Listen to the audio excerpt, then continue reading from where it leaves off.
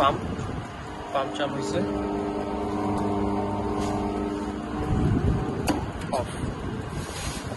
এটা ট্যাঙ্ক, পানি ইনপুট দিতে হবে।